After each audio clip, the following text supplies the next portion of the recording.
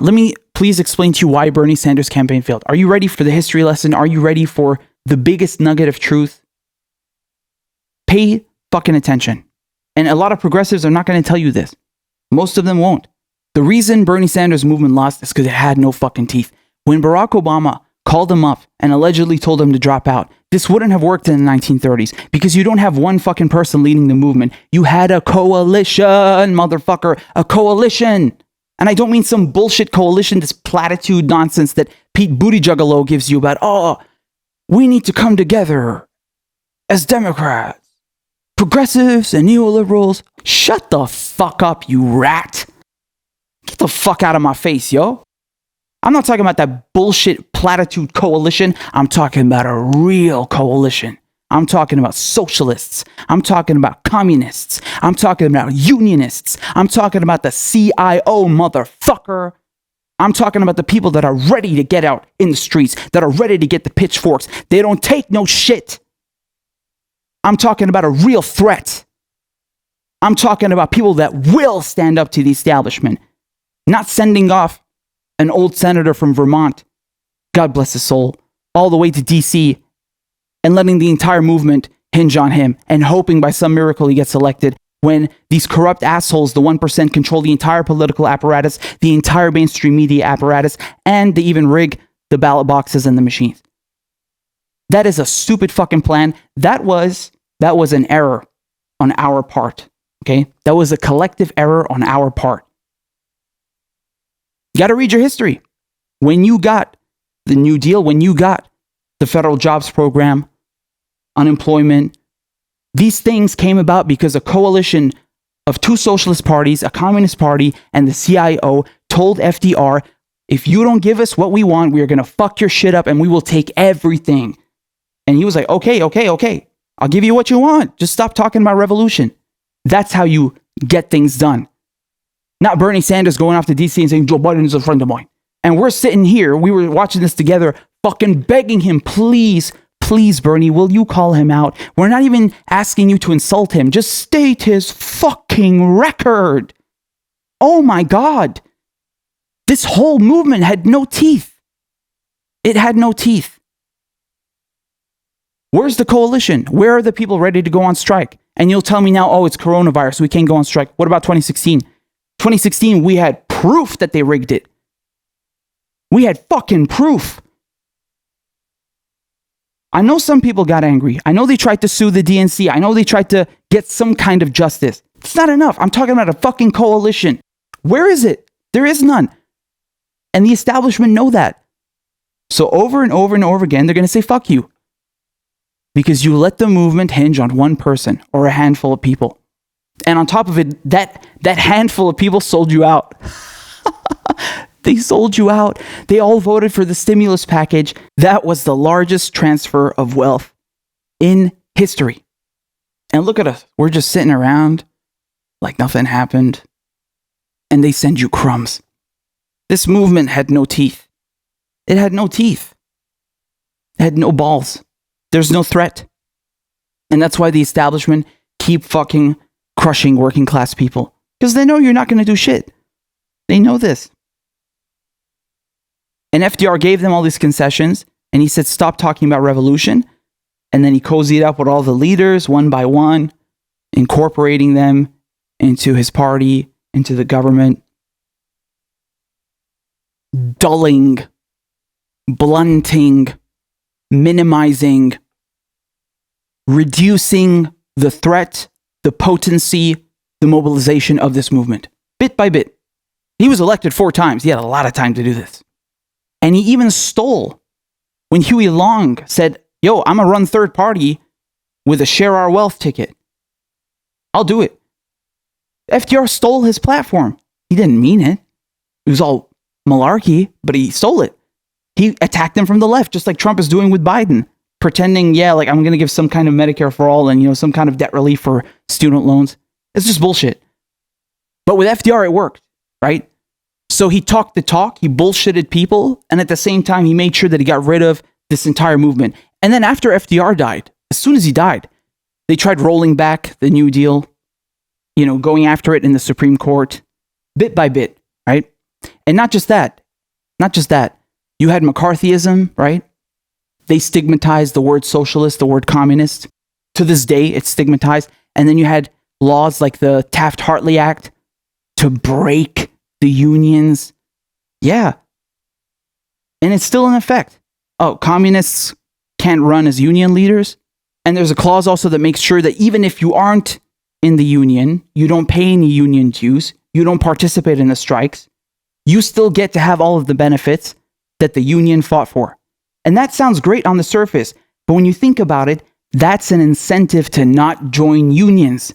You can just stand there, you can go to work, you can not risk your job and participate in the protest and still benefit from it. So people are like, yeah, sure, why would I join a union? Why would I put my job at risk and make my boss angry? No, I'm just going to do nothing. They're protesting, let them do it. Doesn't work like that. You all need to get together. You need to bring the fucking thing to a grinding halt. You need to go for their pockets for their money because that's the only thing they care about. And the only effective way to do that is to shut shit down. They're very fucking smart, man. Really, the more I read about it, the more I'm like, man, these motherfuckers, they're really good at this. Bit by bit, they chipped away at the union movements. Bit by bit, they chipped away at the socialists, the communists. They even banned the Communist Party at one point. Banned. Well, it turns out it's unconstitutional. You know, you allegedly have freedom of expression in the US, sort of. They're really fucking smart, man. They're really smart. Truman, when he was running, he said, I'm going to repeal Taft-Hartley Act. Got elected, and he did nothing. Nothing. Every single tool, every single party, every single movement that was able to effectuate change, they got rid of them. They got rid of them right under your fucking noses. And union membership is now 10%. Only 10% of American workers are unionized. It used to be 30% back then. And that was a scary movement. So my point is, you let the movement hinge on one person, and the movement had no teeth. They knew that they can get rid of Bernie Sanders, and you ain't gonna do shit. They got rid of Bernie. What are you gonna do? You can't even go out now because of coronavirus. But even last time, what did you do? I'm not blaming you. I'm just trying to create a contrast here so you understand my point. Do you get what I'm saying here?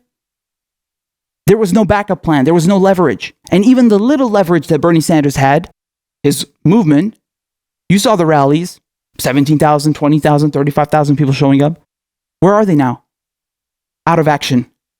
Immobilized. Nothing. And now, what does he do? He's doing live streams to endorse Joe fucking Biden. What does he do? He's sending emails to fundraise for the DNC. Get the fuck out of here. At the end of the day, they all play on the same team. At the end of the day, they all play on the same fucking team. That's it. You can't get any change from them. The only things that do work, general strikes, debt strikes, rent strikes, a powerful coalition that doesn't have just one head or one leader. They got rid of those. They made sure because they knew that, these guys are dangerous. We can't have this again. They're really fucking smart. They really are. You got to hand it to them. It's Machiavellian. It's really some Machiavellian shit. Wow. I'm amazed. I really am. FDR himself, at one point, he even alluded that he would run third party to show like, look, I have no loyalty to the Democrats. I'm about the workers. It's the New Deal coalition, right? I'll run third party like Teddy Roosevelt, my distant relative. He talked the talk, man. This motherfucker was smart. He fucked America in the ass so hard and made you thank him for it. To this day, people think that FDR was the greatest president ever because he was elected 4 times. He gave you the New Deal. No, he gave that to shut you guys up. That's it. This guy was all about preserving capitalism. And that's why Bernie Sanders' movement, that's why the progressive movement failed. It had no teeth. There was no backup plan. There was no threat. There was no leverage. And the little leverage that we did have, Bernie Sanders threw it away. The little leverage and influence that AOC has, she threw it away. They got no concessions from Biden. They got no concessions from the DNC. They're just here. Please fuck me, Tom Perez. Oh yeah, Joe Biden. Thank you so much.